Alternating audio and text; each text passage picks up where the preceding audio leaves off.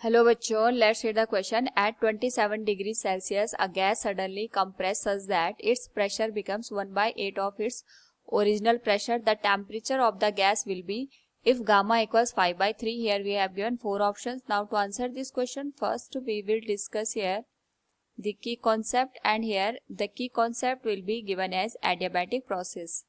तो adiabatic process हमारे पास वो process होती है जिसमें जो heat exchange होता है किसी भी सिस्टम में वो जीरो के बराबर होता है, और इसमें हमारे पास जो इक्वेशन निकल के आती है that is PV raise to power gamma, it will become constant. Second we will use here ideal gas equation. तो हमारे पास यहाँ पे जो आइडियल गैस इक्वेशन है it is given as PV equals NRT. Now according to the question हमारे पास यहाँ पे 27 डिग्री सेल्सियस पे गैस को हम कंप्रेस कर रहे हैं, यानी जो T1 की वैल्यू है that is given as 27 degree Celsius, जिसको केल्विन में कन्वर्ट करने के लिए हम यहाँ पे 273 को ऐड करेंगे and it will become 300 kelvin.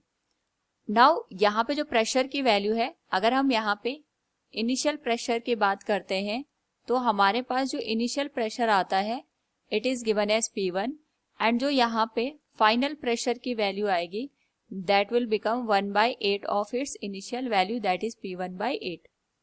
Now जो टेम्परेचर है वो हमें यहाँ पे फाइंड आउट करना है. तो सबसे पहले हम यहाँ पे एडियाबैटिक प्रोसेस की बात करेंगे. तो यहाँ पे क्योंकि हम इसको सडनली कंप्रेस करें, तो जब भी सडन कंप्रेशन या सडन एक्सपेंशन की बात होती है वहां पे एडियाबैटिक प्रोसेस को कंसिडर किया जाता है, यानी हीट का एक्सचेंज वहां पे जीरो के बराबर होता है. So from here we can write PV raise to power gamma will be given as constant.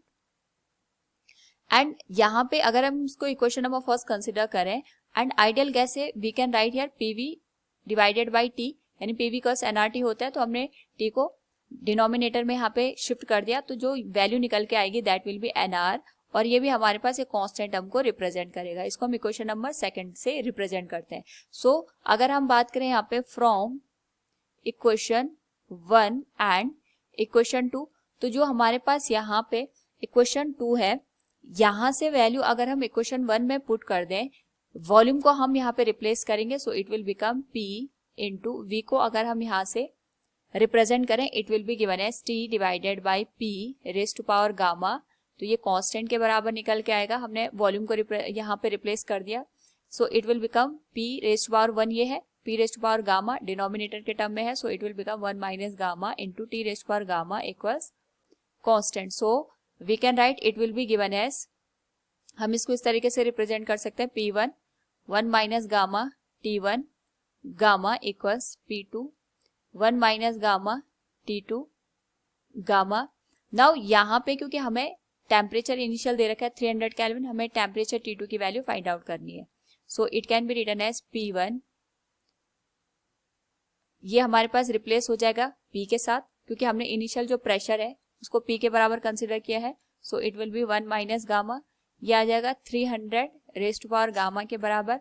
जो P2 की वैल्यू है इनिशियल प्रेशर का 1/8 हो जाता है, so it will be 1/8 times of P 1 minus gamma into T2 raise to power gamma. हमें यहाँ पे T2 की वैल्यू कैलकुलेट करनी है.